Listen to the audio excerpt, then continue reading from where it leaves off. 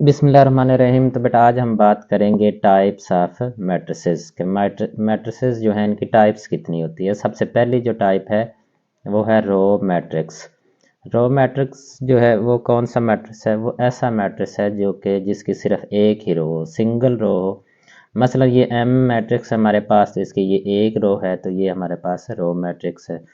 इसके बाद ये एम, एक और एम मैट्रिक्स है, तो इसकी भी सिंगल रो है, तो ये हम क्या कहेंगे कि ये रो मैट्रिक्स। कॉलम की कोई बात नहीं, कॉलम एक हो सकता है, दो हो सकते हैं, जितने भी हो जाए। कॉलम की हम बात नहीं कर रहे हैं, हम यहाँ बात करेंगे रो की, कि रो उसकी जो है वो एक होनी चाहिए। तो वो ऐसा मैट्रिक्स जो कि जिसकी जस्ट सिंगल रो हो, उसको हम क्या कहते हैं? Row matrix. तो एग्जाम में जब इनकी डेफिनेशन आती हैं तो आपने बेटा लाजमी तौर पर इसकी डेफिनेशन लिखनी है। मिसाल के तौर पर ये डेफिनेशन लिखी है, matrix is called a row matrix if it has only one row. और साथ में एक एग्जाम्पल भी देनी है, मसलन इन दोनों में से आप कोई एक एग्जाम्पल दे सकते हैं। इसके बाद सेकंड टाइप है। सेकंड टाइप में हमें क्या बता रहे हैं? Column matrix. तो कॉलम मैट्रिक्स कौन सा होता है? जिसका सिर्फ एक ही कॉलम हो। ये कॉलम इसका एक है, तो इसका भी एक कॉलम है, तो ये कौन सा है हमारे पास? Column matrix. इसके बाद थर्ड टाइप है इसकी रेक्टेंगुलर मैट्रिक्स। तो इनमें से अक्सर कोई ना कोई डेफिनेशन जो है वो पेपर में आ जाती है। रेक्टेंगुलर मैट्रिक्स ऐसा मैट्रिक्स होता है which have different number of rows and columns. उसके कॉलम्स और रोज की तादाद जो है उनमें मुख्तलिफ होती है। मसलन इसमें हमारे पास कितनी रोज है? 1 2 3 रोज है, और 1 और 2 कॉलम है। तो इसमें नंबर ऑफ रोज और नंबर ऑफ कॉलम, यानी कॉलमों की तादाद और कतारों की तादाद मुख्तलिफ है। इसलिए इस मैट्रिक्स को हम क्या कहेंगे? Rectangular matrix. ये बी भी रेक्टेंगुलर है, सी भी रेक्टेंगुलर है, और डी भी रेक्टेंगुलर है। अब ये जो है ये रेक्टेंगुलर भी है, और ये बाय डेफिनेशन ये रो भी है, क्योंकि इसमें एक रो है। और ये जो है ये बाय डेफिनेशन है, डी मैट्रिक्स जो है ये कॉलम मैट्रिक्स भी है, because it has only one column. और आल्सो ये रेक्टेंगुलर मैट्रिक्स भी है। क्यों rectangular? Because it has different number of rows and column. इसके नंबर ऑफ रोज और नंबर ऑफ कॉलम जो है वो डिफरेंट है, इसलिए ये रेक्टेंगुलर मैट्रिक्स भी है। अच्छा, तो आगे जो है वो हमारी टाइप है स्क्वायर मैट्रिक्स। तो स्क्वायर मैट्रिक्स कौन सा मैट्रिक्स होता है? स्क्वायर मैट्रिक्स ऐसा मैट्रिक्स है जिसमें नंबर ऑफ रोज, रेक्टेंगुलर के ये अपोजिट है, तो रेक्टेंगुलर में नंबर ऑफ रोज और नंबर ऑफ कॉलम डिफरेंट होते हैं, लेकिन स्क्वायर में नंबर ऑफ रोज और नंबर ऑफ कॉलम जो है वो सेम होते हैं। मसलन इसमें हमारे पास है 2 रोज हैं और 2 ही इसमें कॉलम है। इसमें 3 रोज हैं और 3 ही इसमें कॉलम है। इसमें 1 रो है और 1 कॉलम है। तो इसलिए the column which has same number of rows and column, equal number of rows, its rows number of rows is equal to its number of column, उसको हम क्या कहते हैं? Square matrix. तो फिर मैं एक दफ़ा आपको बता दूं, पेपर में जब ये आए तो इनको आपने डेफिनेशन लिखनी है, और डेफिनेशन के बाद कोई जस्ट वन एक एग्जाम्पल जो है वो आपने साथ लाजमी देनी है। इसके बाद है नंबर 5। तो नंबर 5 है नल और ज़ीरो मैट्रिक्स। तो नल और ज़ीरो मैट्रिक्स कौन सा मैट्रिक्स होता है? जिसकी सारी एंट्रीज जो हैं वो ज़ीरो होती हैं। It is not empty matrix. Empty matrix इसको नहीं कहना। नल और ज़ीरो, जिसके जितने भी एंट्रीज हैं, जितने भी इसके एलिमेंट हैं, वो सारे के सारे क्या हैं? ज़ीरो। इसके बाद है नंबर 6। तो नंबर 6 मैट्रिक्स, इसको कहते हैं ट्रांसपोज ऑफ अ मैट्रिक्स। एक मैट्रिक्स का ट्रांसपोज। ट्रांसपोज हम कैसे फाइंड करते हैं? किसी भी मैट्रिक्स का ट्रांसपोज फाइंड करने के लिए उसकी हम जो कॉलम है उनको रोज में चेंज कर देते हैं, या फिर हम जो रोज हैं उनको कॉलम में जब चेंज कर दिया जाता है तो उससे हमारे पास ट्रांसपोज मैट्रिक्स बन जाता है। और इसको ज़ाहिर किया जाता है जैसे ये हमारे पास है, अगर ए मैट्रिक्स हो और उसका ट्रांसपोज हमने फाइंड करना हो तो ए के ऊपर हम छोटा सा टी डालेंगे, तो वो ट्रांसपोज मैट्रिक्स। मसलन ये हमारे पास ए मैट्रिक्स है, ये दिया गया है, अब इसका हमने ट्रांसपोज फाइंड करना है। तो ट्रांसपोज फाइंड करने के लिए इसमें ये जो पहली रो है ये फर्स्ट रो है, इधर ये क्या बन गया? कॉलम। आगे है 2 1 0, ये सेकंड रो है, तो ये इधर 2 1 0 कॉलम बन गया। इसके बाद ये -1 4 -2, तो ये -1 4 -2 इधर कॉलम बन गया। तो इसलिए ये जो मैट्रिक्स है ए का ट्रांसपोज है, इसे हम लिखेंगे ए की पावर टी के साथ। ये इसको ट्रांसपोज ऑफ मैट्रिक्स लिखने का तरीका है। इस तरह से बी मैट्रिक्स है, तो बी मैट्रिक्स में भी हमारे पास है ये एक रो है, तो ये क्या बन जाएगी, इधर कॉलम बन जाएगी। ये दूसरी रो है, तो ये इधर आकर दूसरा कॉलम बन जाएगी। तो इस तरह से ये बी के साथ छोटा सा हम टी लिखेंगे और ये हमारा बन जाएगा बी का ट्रांसपोज। इसके बाद है नंबर 7। नंबर 7 में हमारे पास कौन सा है, negative of a matrix. Negative of a matrix, किसी भी मैट्रिक्स का जब हमने नेगेटिव फाइंड करना हो तो वो क्या करते हैं, तो उसके लिए बेटा उसके जितने भी एलिमेंट होते हैं उन एलिमेंट के हम साइन चेंज कर देते हैं। अगर कोई एलिमेंट प्लस का हो तो उसको हम नेगेटिव में कर देते हैं, और अगर कोई नेगेटिव का हो तो उसे प्लस में कर देते हैं। तो एक ये मैट्रिक्स ए है, इसके नेगेटिव को जब ज़ाहिर करना हो तो वो हम किससे करते हैं, -a से, -a से। ठीक है, तो इस तरह से अब ये जितने भी इनमें ये एंट्रीज है हमारी, कितनी एंट्रीज है इसमें, 4 एंट्रीज हैं, ये 4 इसके एलिमेंट्स हैं।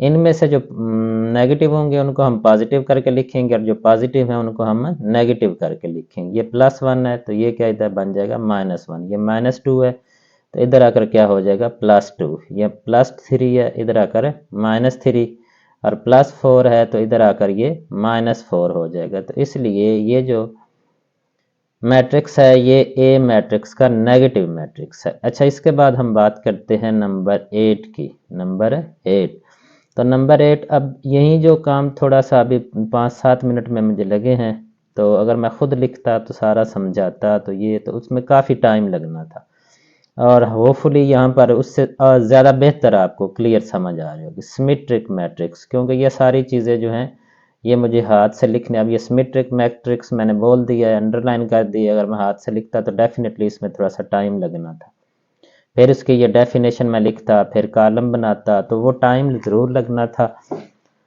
तो अब इसमें अब थोड़ा हमारे टाइम की बचत होगी। अच्छा, स्क्वायर मैट्रिक्स सिमेट्रिक। सिमेट्रिक का क्या मतलब होता है, एक जैसा। सिमेट्री का मतलब होता है जिनमें तकरीब एक जैसी खसूसियात पाई जाएं, या जिनकी शक्ल मिलती जुलती हो, एक जैसे जो होते हैं, एक जैसे, उनको क्या कहते हैं, सिमेट्रिक मैट्रिक्स।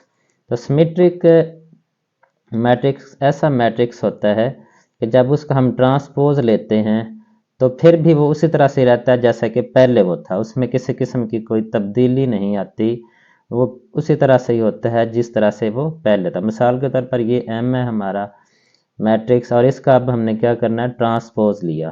तो क्या किया हमने, ये पहली रो जो है, पहली रो इसको हमने बना दिया पहला कॉलम। ट्रांसपोज में ऐसे करते हैं ना, याद रखना ही। ये दूसरी रो है, तो ये हमारा क्या बन जाएगा, दूसरा कॉलम। ये तीसरी रो है, तो ये क्या बन जाएगा, इसका तीसरा कॉलम। लेकिन अब देखें तो ट्रांसपोज लेने के बावजूद भी इनके करस्पॉन्डिंग जो एलिमेंट्स हैं वो सेम है। इधर 1 है तो इधर भी 1 है, इधर -1 है तो इधर भी -1 है, इधर 0 है तो इधर भी 0 है, इधर 2 है तो 2, 3 है, इधर 3 है, 3 है इधर, तो इधर भी 3 है, 4 है तो इधर भी 4 है, इधर 0 है और इधर भी 0 है। तो इसके बावजूद भी जो ट्रांसपोज जो हमारा ओरिजिनल मैट्रिक्स था M, और उसका ट्रांसपोज जो है M की T, ये दोनों जो हैं ये इक्वल हैं, दोनों इक्वल हैं। इसलिए ये जो हमारा मैट्रिक्स M है, इसको हम क्या कहेंगे, अब ये ज़हन में रखना चाहिए, ये स्क्वायर मैट्रिक्स होना चाहिए। कौन सा स्क्वायर मैट्रिक्स का हम सिमेट्रिक मैट्रिक्स हो सकते हैं, जो कि स्क्वायर मैट्रिक्स हो वो सिमेट्रिक हो सकता है। उसके अलावा ये डेफिनेशन में भी आपने लिखना है। इसके अलावा जो रेक्टेंगुलर मैट्रिक्स है वो सिमेट्रिक मैट्रिक्स नहीं हो सकता। A square matrix is called a symmetric matrix, कि उसमें जब हम ट्रांसपोज लेते हैं तो वो उसका उसी तरह के ट्रांसपोज आता है जैसा कि पहले था। तो इसलिए उस जो हमारा ओरिजिनल मैट्रिक्स है उसको हम क्या कहेंगे, इसको हम कहते हैं कि ये सिमेट्रिक मैट्रिक्स है, क्योंकि जब इसका हम ट्रांसपोज लेंगे तो फिर भी वैसे ही रहेगा, लिहाजा इसको हम कहेंगे कि ये हमारा क्या है, एक सिमेट्रिक मैट्रिक्स। तो अच्छा, नेक्स्ट है हमारा जो टाइप है टाइप 9।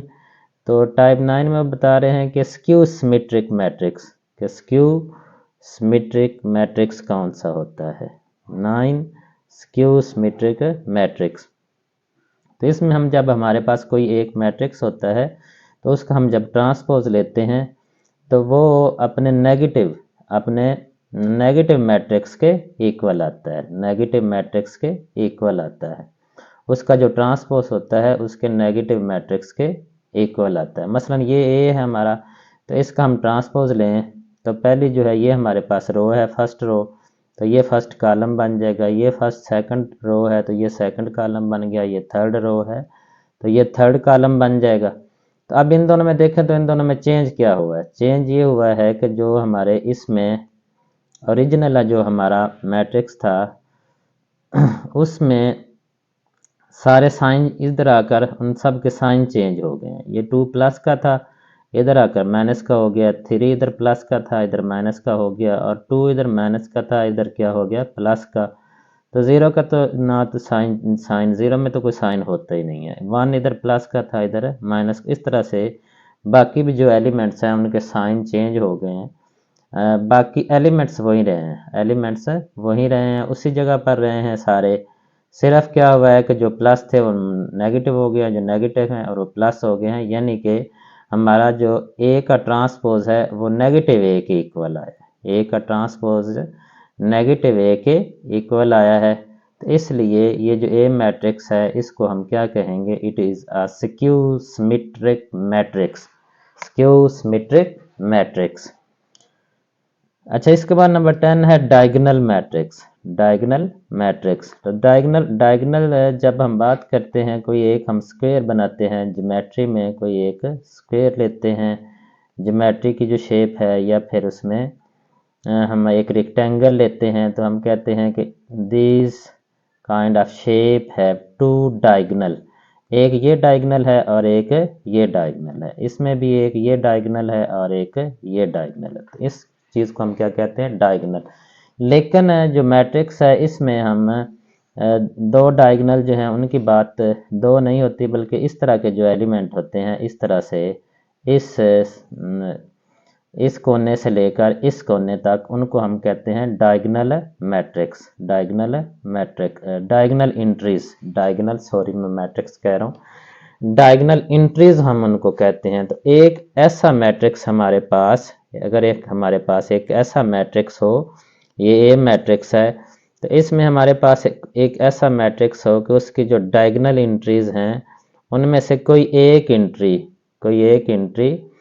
0 के इक्वल ना हो, 0 के इक्वल ना हो। अब इसमें तो तीनों ही 0 के इक्वल नहीं है, इसमें भी तीनों ही 0 के इक्वल नहीं है, इसमें भी जो डायगोनल है इसमें दो 0 के इक्वल नहीं है, तो ये लाजमी नहीं दो हों, या तो इसमें कम से कम एक जो है वो 0 के इक्वल ना हो और बाकी सारी एंट्रीज जो हैं वो 0 के इक्वल हों, तो उस मैट्रिक्स को हम क्या कहते हैं, डायगोनल मैट्रिक्स। अब मैं स्क्वायर मैट्रिक्स, ये भी स्क्वायर ही होता है, ये भी ज़हन में रखना है, कौन सा होता है, स्क्वायर, रेक्टेंगुलर नहीं हो सकता। A square matrix is called the diagonal matrix at least one element of the entries of its diagonal, diagonal की जो एंट्रीज हैं उनमें से कम से कम एक, एनी वन, इस बात का ख्याल रखना है, is not zero and non diagonal entries are 0, और जो डायगोनल एंट्रीज हैं वो सारी की सारी क्या होनी चाहिए, ये नॉन डायगोनल है, ये भी नॉन डायगोनल है, ये भी नॉन डायगोनल है, ये भी नॉन डायगोनल। तो इस तरह से ये ए, बी और सी, ये तीनों जो हैं ये हमारे डायगोनल मैट्रिसेस हैं। क्या हैं, ये हमारे डायगोनल मैट्रिसेस हैं। अच्छा, अब हम आगे आते हैं तो स्केलर मैट्रिक्स, क्या कहते हैं, स्केलर मैट्रिक्स। स्केलर मैट्रिक्स जो है ये काफ़ी इंपॉर्टेंट है। तो स्केलर मैट्रिक्स बेटा कौन सा मैट्रिक्स होता है, स्केलर मैट्रिक्स ऐसा मैट्रिक्स होता है जिसमें जो डायगोनल एंट्रीज की सारी डायगोनल वो सारी एक, पहले तो ये है कि ये डायगोनल होना चाहिए। डायगोनल होना चाहिए तो इसका मतलब ये है कि डायगोनल है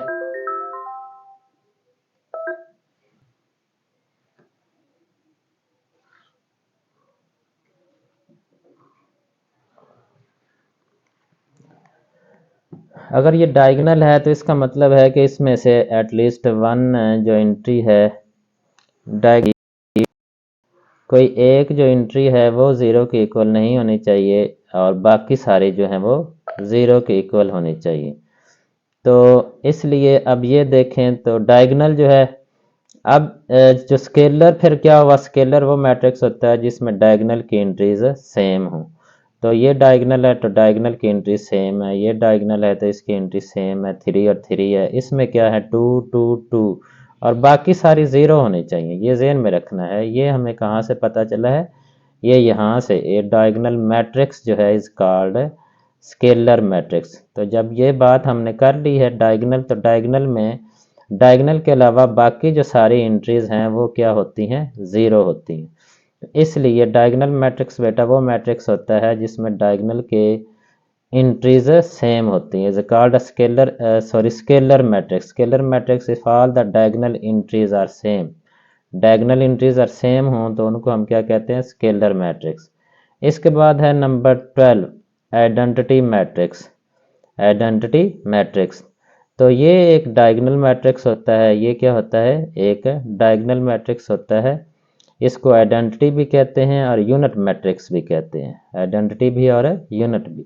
लेकिन इसमें क्या है कि इसकी जो डायगोनल एंट्रीज हैं वो 1 1 के इक्वल होती हैं। किसके इक्वल होती हैं, 1 1 के। और इसे इसे किससे ज़ाहिर किया जाता है, आई से। और आई किस कहाँ से लिया गया, आइडेंटिटी से, आई से। और इसे का ख़ास नाम है, बाकी के लिए हमारे पर्टिकुलर नाम नहीं है। लेकिन जहाँ भी हमारा आइडेंटिटी मैट्रिक्स आ जाएगा तो उसे हम किस से ज़ाहिर करेंगे, आई से, 1 0 0 1। अभी यहाँ छोटी क्लासेस में आम तौर पर यही जो आइडेंटिटी मैट्रिक्स है जिसका जी बेटा 1.2 एक्सरसाइज अब हम करते हैं। तो 1.2 एक्सरसाइज का क्वेश्चन नंबर 1 है। क्वेश्चन नंबर 1 में हमें क्या दिया गया है, फ्रॉम द फॉलोइंग, ये कुछ मैट्रिसेस उन्होंने दिए हैं ए बी सी डी ई और एफ। उनमें से हमने आइडेंटिफाई करने हैं कौन कौन से यूनिट मैट्रिक्स कौन सा है, रो मैट्रिसेस जो होंगे, कॉलम मैट्रिसेस होंगे और नल मैट्रिसेस, इनको हमने आइडेंटिफाई करना है। अब बाद मैंने बताया था कि कुछ मैट्रिक्स ऐसे होते हैं, जैसे ये है कि ये रेक्टेंगुलर भी है और कॉलम भी है, वो उन दो टाइप्स उसमें आ जाती हैं। लेकिन यहाँ पर हमें कौन सा पूछा गया है, यहाँ पर हमें रेक्टेंगुलर या स्क्वायर के बारे में नहीं बात की गई, यहाँ पर सिर्फ रोज़ रो और कॉलम, ये जो उन्होंने कहे हैं कौन कौन से हैं, आइडेंटिफाई यूनिट मैट्रिक्स, एक तो ये आइडेंटिफाई हमने करने हैं, दूसरे नंबर पर हमारे ये हैं, तीसरे नंबर पर हमारे पर ये हैं और चौथे नंबर पर ये हैं। तो इनको आइडेंटिफाई करना है। तो सबसे पहले नंबर 1 है। तो नंबर 1 जो है इसके सारे एलिमेंट्स जो हैं वो क्या हैं, ज़ीरो के इक्वल हैं, लिहाजा ये क्या है, बिकॉज आर एलिमेंट, इधर मैं एक की स्टेटमेंट लिख देता हूँ, बाकी सारी आपने खुद लिखनी है। ठीक है, तो यहाँ पर आपने लिखना है because all entries of matrix A are zeros, जितनी भी एंट्रीज हैं वो क्या है, ज़ीरो हैं। So it is a null matrix, it is a null matrix. तो इसको हम क्या कहेंगे, ये नल मैट्रिक्स है। इस तरह से आपने अगर पेपर में कहीं आ जाता है तो आपने इस तरह से इसका आंसर लिखना है। पहले तो इस तरह के नहीं आते, अगर आए तो कहीं एमसीक्यूज़ में इस तरह से आते हैं, लेकिन अगर कहीं शॉर्ट क्वेश्चन इस तरह आ जाए तो आपने ये पूरा डिटेल के साथ लिखना है। सिर्फ अगर लिख देंगे कि नल मैट्रिक्स है तो फिर आपको पूरे नंबर 2 नहीं मिलेंगे। बेशक आपका आंसर ठीक होगा, साथ आपने उसकी रीज़न भी लाजमी लिखनी है। अब बी मैट्रिक्स की तरफ आएँ तो बी मैट्रिक्स में हम देखें तो इसमें हमारे पास एक सिंगल रो है, तो इसकी भी आपने उसी तरह से डिटेल लिखनी है। Because B matrix has single row, therefore it is a row matrix, it is a row matrix. अब सी की अगर हम बात करें तो सी में देखें तो इसमें ये एक कॉलम है, सिंगल है, कॉलम है, तो हम कहेंगे because C matrix has a one column therefore it is a column matrix, it is a column matrix. इसके बाद डी जो है, डी में हम देखें तो ये इसके जो डायगोनल एंट्रीज हैं वो 1 1 के इक्वल हैं। डायगोनल, ये एक डायगोनल मैट्रिक्स है और इसकी डायगोनल एंट्रीज 1 1 के इक्वल हैं। और ऐसा मैट्रिक्स जिसमें ऐसा डायगोनल मैट्रिक्स जिसकी डायगोनल एंट्रीज 1 1 हो उसको हम क्या कहते हैं? Identity matrix. उसको हम क्या कहते हैं? Identity matrix. तो इधर आपने लिखना है because diagonal entries are 1 1 therefore D matrix is an identity matrix. अब इसका जो है, इसका एलिमेंट है ही एक और वो एलिमेंट भी 0 है, लिहाजा हम कहेंगे कि ये जो है ये हमारा एक नल मैट्रिक्स है। अब देखें तो ये स्क्वायर मैट्रिक्स भी है क्योंकि इसमें नंबर ऑफ रोज और नंबर ऑफ कॉलम जो है इक्वल है, लेकिन स्क्वायर की उन्होंने ऊपर बात ही नहीं की, तो हमने फिर वही लिखना है जो उन्होंने ऊपर पूछा है। तो ऊपर उन्होंने क्या पूछा है? उन्होंने नल मैट्रिक्स का पूछा है, तो इसलिए हम इसे क्या कहेंगे? वैसे ये स्क्वायर भी है और ये नल भी है। तो अब हम क्वेश्चन नंबर 2 की तरफ आते हैं। क्वेश्चन नंबर 2, तो क्वेश्चन नंबर 2 भी इसी तरह से, इसमें भी उन्होंने कुछ मैट्रिसेस दिए हुए हैं और उनको हमने आइडेंटिफाई करना है। लेकिन आइडेंटिफाई हमने किस तरह से उनको करना है? उनमें से हमने बताना है कि इनमें से कौन से स्क्वायर मैट्रिक्स हैं, कौन से इनमें से रेक्टेंगुलर हैं, कौन से रो मैट्रिक्स हैं, कौन से कॉलम मैट्रिक्स हैं, कौन से आइडेंटिटी मैट्रिक्स हैं और कौन से नल मैट्रिक्स हैं, ये हमने बताना है। तो सबसे पहले हम नंबर 1 की तरफ आएँ। तो नंबर 1 जो है ये हमारा रेक्टेंगुलर मैट्रिक्स है। ये क्या है? हमारा रेक्टेंगुलर मैट्रिक्स। क्यों रेक्टेंगुलर मैट्रिक्स है? क्योंकि इसमें it has different number of rows and column. इसमें रोज कितनी हैं? 2 हैं और कॉलम कितने हैं? 1 2 3, 1 2 3, different number of rows and column. तो इसलिए इसको हम कहेंगे, इसके रीज़न बाकायदा आपने इधर लिखनी है पूरी। मैंने पहले क्वेश्चन में पार्ट 1 का आपको बता दिया है, अगर कहीं से ये शॉर्ट क्वेश्चन आ जाता है तो आपने ये लिखना है इसके साथ। अच्छा, ये जो है ये कॉलम मैट्रिक्स भी है और ये रेक्टेंगुलर मैट्रिक्स भी है। इसमें यहाँ उन्होंने पूछा है कॉलम मैट्रिक्स भी है और ये रेक्टेंगुलर भी है। ठीक है, क्यों कॉलम है? क्योंकि इट हैज़ ओनली, इधर आपने लिखना है इसकी, इट इज़, इधर मैं लिख देता हूँ, it is a column as well as rectangular matrix, rectangular matrix। क्यों? बिकॉज इट हैज़, आगे आप लिखना है बिकॉज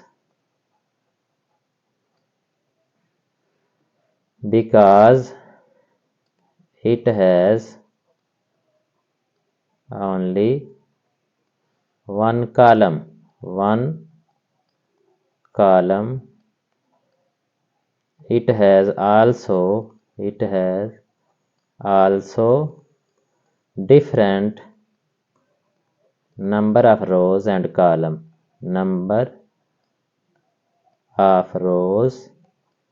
अब देखना एक का लिखने में कितना टाइम लग रहा है, तो ये को लिखना मुश्किल नहीं है, बात बेटा समझने की होती है। और मेरा तो मकसद यही है कि आपको चीज़ों की समझ आ जाए। और फिर ये मैं एक स्टेटमेंट एक की मैंने लिख दी है, तो बाकी की भी आपने इसी तरह से लिखनी है। तो because it has also different number of rows and columns, तो इसलिए हम इसको रेक्टेंगुलर भी कहेंगे और ये कॉलम मैट्रिक्स भी इसको कहेंगे और इसको रेक्टेंगुलर भी कहेंगे। ठीक है, तो ये दोनों इसको हम नाम दे सकते हैं। अच्छा, ये जो है नंबर थ्री जो है ये हमारे पास क्या है, एक स्क्वायर मैट्रिक्स है। ये क्या है हमारे पास, एक स्क्वायर मैट्रिक्स। क्यों स्क्वायर मैट्रिक्स है? Because it has equal number of rows and column. इसकी 1 2 दो ही इसमें कॉलम है और दो ही इसमें रोज हैं। इसके बाद नंबर 4 की बात करें तो ये जो है ये हमारा आइडेंटिटी उन्होंने पूछा हुआ है, ये आइडेंटिटी है, तो ये आइडेंटिटी मैट्रिक्स है क्योंकि इसके डायगोनल एंट्रीज जो हैं वो 1 1 है और बाकी एंट्रीज जो हैं वो 0 हैं। अब बाज़ दफ़ा हमने देखा है बच्चे क्या करते हैं कि इधर 1 1 लिखते हैं और इधर कोई और एंट्रीज डाल देते हैं और वो कहते हैं कि आइडेंटिटी मैट्रिक्स है, तो वो आइडेंटिटी मैट्रिक्स नहीं होता। उसमें जो डायगोनल एंट्रीज हैं वो 1 1 हो, डायगोनल एंट्रीज 1 1 और बाकी एंट्रीज जो हैं वो 0 के इक्वल होनी चाहिए। अच्छा, इसके बाद नंबर 5 है, तो नंबर 5 में ये देखें तो ये हमारे पास एक रेक्टेंगुलर मैट्रिक्स है। इधर ये हमारा क्या है, identity matrix.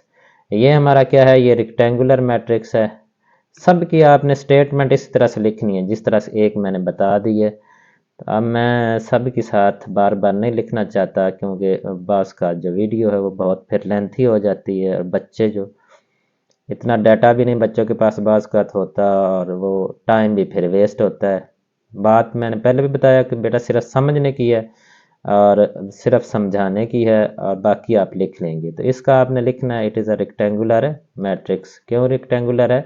Because it has different number of rows and column. Rows इसमें कितने हैं, 1 2 3 और कॉलम इसमें कितने हैं, 1 और 2। इसके बाद ये जो है नंबर सिक्स जो है ये भी हमारा रो मैट्रिक्स भी है, रो मैट्रिक्स भी है और ये हमारा रेक्टेंगुलर मैट्रिक्स भी है, रेक्टेंगुलर मैट्रिक्स भी है। रो मैट्रिक्स क्यों है? रो चलो आर ओ हम लिख लेते हैं और रेक्टेंगल के लिए आर ई लिख लेते हैं। रो मैट्रिक्स इसलिए है क्योंकि इसमें इट हैज़ ओनली 1 रो। और रेक्टेंगुलर क्यों है? क्योंकि it has different number of rows and column. इसमें रो एक है और कॉलम जो है वो इसमें 3 है। अच्छा, तो नेक्स्ट जो है वो हमारा है नंबर 7। नंबर 7 जो है बेटा इसमें ये भी हमारा क्या है, ये जो उन्होंने पूछे हैं वो हमको हमने सामने रखना है क्योंकि बाज़ कात एक मैट्रिक्स जो है वो 2 3 किस्म का होता है, तो हमने वही बतानी है जो यहाँ पर उन्होंने पूछी होगी। हमने अपने पास से वो नहीं लिखनी जो उन्होंने पूछी नहीं है। तो अब इसमें उन्होंने चूँकि रो मैट्रिक्स भी पूछा हुआ है तो इसलिए हम फिर बताना चाहिए कि ये रो मैट्रिक्स भी है और ऊपर उन्होंने रेक्टेंगुलर भी पूछा हुआ है तो फिर हमें इसका बताना चाहिए ये रेक्टेंगुलर भी है। अच्छा, ये जो है ये हमारा कॉलम मैट्रिक्स है, कॉलम मैट्रिक्स। ठीक है, कॉलम मैट्रिक्स भी है और ये हमारा रेक्टेंगुलर मैट्रिक्स भी है, रेक्टेंगुलर मैट्रिक्स। रेक्टेंगुलर मैट्रिक्स क्यों है? क्योंकि इसमें different number of rows and column है। रोज इसमें 3 है और कॉलम इसमें 1 है। अच्छा, ये जो है ये हमारा स्क्वायर मैट्रिक्स है।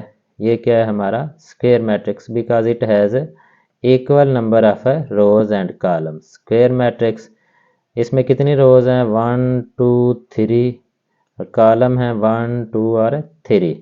तो इसका ऑर्डर क्या है, 3/3। ठीक है। अच्छा, ये जो है ये हमारा पास है नल मैट्रिक्स है।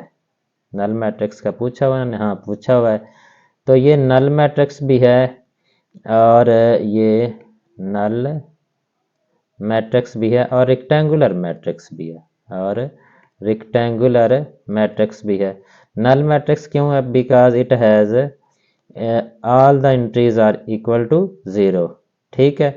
और रेक्टेंगुलर क्यों है? क्योंकि रेक्टेंगुलर इसमें रोज जो हैं वो नंबर ऑफ रोज और नंबर ऑफ कॉलम जो है वो डिफरेंट है। 3 रोज हैं लेकिन कॉलम जो हैं वो इसमें कितने हैं, 2 हैं, इसलिए। जी बेटा, तो अब हम आते हैं क्वेश्चन नंबर 3 की तरफ। क्वेश्चन नंबर 3, क्वेश्चन नंबर 3 में हमें क्या बताया जा रहा है, इसमें भी कुछ मैट्रिसेस दिए गए हैं और इन मैट्रिसेस में हमने आइडेंटिफाई करने हैं डायगोनल कौन से हैं स्केलर कौन से हैं और यूनिट कौन से हैं, ये तीन जो हैं ये हमने आइडेंटिफाई करने हैं। अगरचे उनको कोई और भी बाय डेफिनेशन कोई और किस्म भी उनकी बनती हो वो हमने नहीं लिखनी, हमने इन तीनों में से जो उनकी किस्म बनती है वो लिखनी है। मिसाल के तौर पर पहला ये है तो ये हमारा क्या है, it is a scalar matrix. फिर मैं आपको एक जो एग्जांपल है वो मैं लिख देता हूँ और इधर मैं नीचे ही लिखता हूँ। पहला जो है इसको ही मैं थोड़ा एक्सप्लेन कर देता हूँ, छोटी छोटी चीज़ें हैं तो ज़्यादा मैं टाइम जो है वो नहीं देना चाहता, बाकी आप खुद भी लिख लेंगे। तो ये ए जो है ए मैट्रिक्स, इधर हम लिखेंगे ए मैट्रिक्स इज़ आ, तो यहाँ पर हम कलर चेंज कर लेते हैं। आपने भी पेपर में बेटा इसी तरह से करना है। अगर प्रेजेंटेशन अच्छी हो तो बहुत अच्छा इंप्रेशन होता है और एग्जामिनर बहुत खुश होता है और नंबर ज़्यादा मिलते हैं। A matrix is a scalar matrix, ये हमारा क्या है, स्केलर मैट्रिक्स। इसकी रीज़न आगे हमने क्या लिखना है, रीज़न इसकी लिखनी है because all the diagonal entries are same, because all the diagonal entries are same। तो सारी जो डायगोनल एंट्रीज हैं वो सेम है, इसलिए ये ए जो है ये हमारा क्या है, स्केलर मैट्रिक्स। तो इसका अगर कहीं से, मैं बार बार कहता हूँ बहुत कम चांस होते हैं लेकिन फिर भी एग्ज़ाम में कहीं शॉर्ट आ जाता है तो आपने इस तरह का सारा इसकी स्टेटमेंट लिखनी है, बताना है कि ये कौन सा मैट्रिक्स है और उसकी रीज़न भी बतानी है, ताकि एग्जामिनर को पता हो कि इसने रट्टे नहीं लगाए हुए या इसने कहीं चीटिंग नहीं की, इसके कॉन्सेप्ट बच्चे के क्लियर हैं। अच्छा, तो दूसरा जो है, दूसरा ये स्केलर है क्योंकि डायगोनल एंट्रीज आर सेम, इसमें हमारी डायगोनल एंट्रीज सेम थी। और दूसरा जो है ये हमारा क्या है, डायगोनल, ये क्या है, डायगोनल है मैट्रिक्स है, क्योंकि इसमें डायगोनल की एंट्रीज जो है वो ज़ीरो की इक्वल नहीं है और बाकी जो है वो ज़ीरो की इक्वल है। इधर आपकी इसकी रीज़न लिखनी है, B matrix is a diagonal matrix because diagonal entries are not equal to 0 and other entries are 0। अच्छा, ये जो है ये सी मैट्रिक्स हमने लिखना है, C matrix is an identity matrix because diagonal entries are 1 1 and other entries are 0। अच्छा, इसके बाद डी जो है ये भी हमने लिखना है। चले मैं इधर थोड़ा सा ऊपर से, ये स्केलर है, स्केलर ये हमारा कौन सा है, डायगोनल, डायगोनल है, और ये हमारा क्या है, आइडेंटिटी, आइडेंटिटी ये जो है ये फिर डायगोनल है क्योंकि इसमें से डायगोनल की क्या है डेफिनेशन, बेसिकली कि डायगोनल में any one entry is not, should not be equal to 0। Diagonal entries, one of the diagonal entries, diagonals की जितनी भी एंट्रीज हैं उनमें से कोई एक जो है वो 0 के इक्वल नहीं होनी चाहिए। तो ये 3 0 के इक्वल नहीं है, इसलिए ये भी हमारा कौन सा मैट्रिक्स है, ये है हमारा डायगोनल मैट्रिक्स, डायगोनल मैट्रिक्स। अच्छा, तो ये इसमें 5 में से 3 माइनस करें तो ये 2 आता है, ये 1 प्लस 1 करें तो ये भी 2 आता है। तो इसमें डायगोनल इंट्रीज एक जैसी हैं। जब डायगोनल इंट्रीज एक जैसी हों तो उसको हम कौन सा मैट्रिक्स कहते हैं, स्केलर मैट्रिक्स। वो कौन सा होता है, स्केलर मैट्रिक्स। और इसको भी सारी स्टेटमेंट इसी तरह से लिखनी। इस तरह से क्वेश्चन नंबर 3 भी हमारा खत्म हो गया। तो अब हम करते हैं क्वेश्चन नंबर 4। जी बेटा, तो अब हम करते हैं क्वेश्चन नंबर 4। क्वेश्चन नंबर 4 में हमें क्या कह रहे हैं कि find the negative matrices of A B C D and E. A B C D and E, ये हमें 5 मैट्रिक्स दिए गए हैं और इनके हमने नेगेटिव फाइंड करने हैं। नेगेटिव मैंने डेफिनेशन में आपको बताया है कि नेगेटिव मैट्रिसेस कौन से मैट्रिसेस होते हैं जिनके हम साइन चेंज करते हैं, उनके क्या करते हैं, हम साइन चेंज करते हैं। मिसाल के तौर पर चलो ये थोड़े से सॉल्व करने भी हैं तो इसलिए मैंने इनको सॉल्व करके आपको दिखाता हूँ। तो ए जो है, ए मैट्रिक्स हमारा क्या है, 1 0 -1, 1 0 और -1। तो ए का नेगेटिव मैट्रिक्स -a होगा और इनके एंट्रीज के साइन चेंज कर देने हैं, तो ये +1 जो है ये -1 हो जाएगा। 0 का कोई साइन होता ही नहीं है, तो ये -1 है तो ये +1 हो जाएगा। इस तरह से ये हमारा होगा मैट्रिक्स ए का सलूशन। इसके बाद हम जो बी है उसका सलूशन फाइंड करते हैं। तो बी मैट्रिक्स जो है वो हमारे पास क्या है, 3 2 3 2 -1 और +1, 3 2 -1 और +1। अब इसका माइनस बी फाइंड करेंगे नेगेटिव, तो एंट्रीज चेंज करनी है, एंट्री के साइन चेंज करने हैं। -3 हो जाएगा, +1 आ जाएगा, -2 और -1। अच्छा, इसके बाद हमारा है सी मैट्रिक्स। सी मैट्रिक्स हमारे पास क्या है, सी है जनाब 2 6 3 2, 2 6 3 2। तो इनके भी साइन चेंज करने हैं, ये -c होगा तो ये -2 -6 -3 और -2। तो ये हमारा होगा सी मैट्रिक्स। इसके बाद हमने करते हैं डी मैट्रिक्स। डी का हम लिखते हैं, तो डी मैट्रिक्स हमारे पास क्या दिया गया है, डी है हमारे पास -3 2 -4 और 5। और डी का हम -d से लिखेंगे और ये होगा +3 -2 +4 और -5। तो ये है माइनस मैट्रिक्स। अच्छा, इसके बाद ई है, तो ई मैट्रिक्स जो है, ई अगर हम इधर लिखें तो ई मैट्रिक्स हमारे पास क्या है, ई है हमारे पास 1 -5 2 और 3।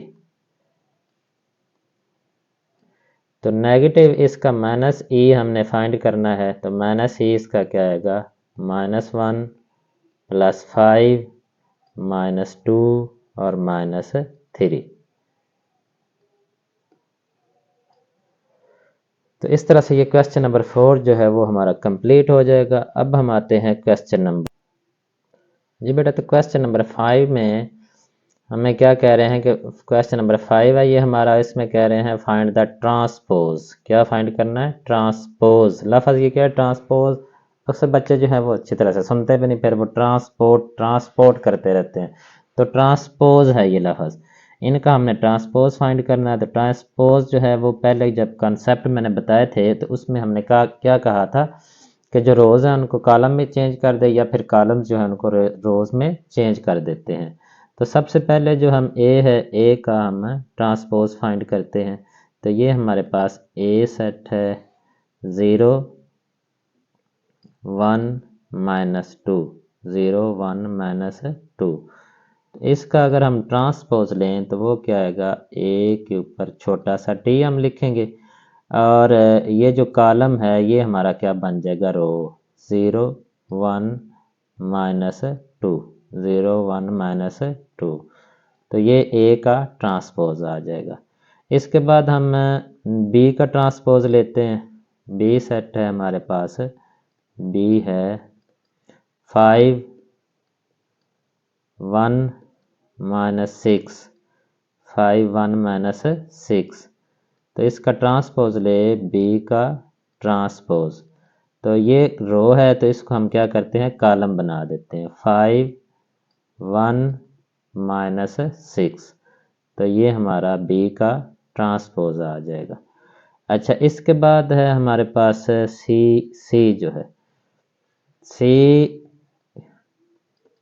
क्या है हमारे पास 1 2 3 1 2 3 और इसके बाद 2 -1 0, 2 -1 और 0, 2 -1 और 0। अच्छा, तो सी का हम ट्रांसपोज लेंगे तो सी की टी ऊपर हम लिखेंगे, तो ये पहली रो जो है इसे हम कॉलम बना देंगे 1 और 2 और -1, 2 -1। इसके बाद ये रो है तो इसको कॉलम बनाएंगे तो 3 और 0। तो ये हमारा बन जाएगा सी का ट्रांसपोज। इसके बाद डी हम लेते हैं, डी मैट्रिक्स। तो डी मैट्रिक्स जो है ये हमारे पास क्या दिया हुआ है, 2 3 0 5, 2 3 0 5, 2 3 0 5। तो डी का हम लेते हैं ट्रांसपोज। तो क्या आएगा, ये 2 3 ये रो है तो ये कॉलम बन जाएगा 2 3, ये रो है तो ये कॉलम बन जाएगा 0 5। इस तरह से ये डी का ट्रांसपोज आ जाएगा। इसके बाद ई है, ई का हम ट्रांसपोज फाइंड करते हैं। तो ई किसके इक्वल है, मैट्रिक्स हमारा 2 3 -4 और 5, 2 3 -4 और 5। तो ई का हम ट्रांसपोज लेते हैं। तो इसके लिए ये रो है तो इसको कॉलम बनाएं, तो ये बन जाएगा 2 3 और ये -4 और 5 है, रो तो इसे कॉलम बना दे -4 और 5। तो ये हमारा आ जाएगा ट्रांसपोज ई का। आगे एफ है, तो एफ है, एफ हमारा क्या मैट्रिक्स है, 1 2 3 4, 1 2 3 4। इसका बेटा अगर हम ट्रांसपोज लें तो एफ का ट्रांसपोज, तो ये रो जो है ये कॉलम बन जाएगी 1 2, और ये भी रो जो है ये कॉलम बन जाएगी 3 और 4।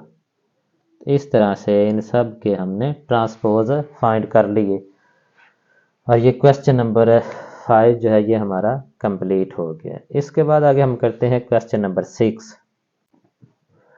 जी बेटा, तो अब हम करते हैं क्वेश्चन नंबर 6। क्वेश्चन नंबर 6 में वो क्या कह रहे हैं कि हमने वेरीफाई करना है कि ए जो है, ए सेट ये है और बी हमारे पास सेट, में कह रहा हूँ ए मैट्रिक्स ये है, बी मैट्रिक्स ये है, और हमने प्रूव करना है कि ए का जब हम ट्रांसपोज लें और उसका फिर ट्रांसपोज लें तो वो ए के इक्वल आता है। इस तरह से बी का ट्रांसपोज लेकर उसका फिर ट्रांसपोज लें तो वो बी के इक्वल आता है।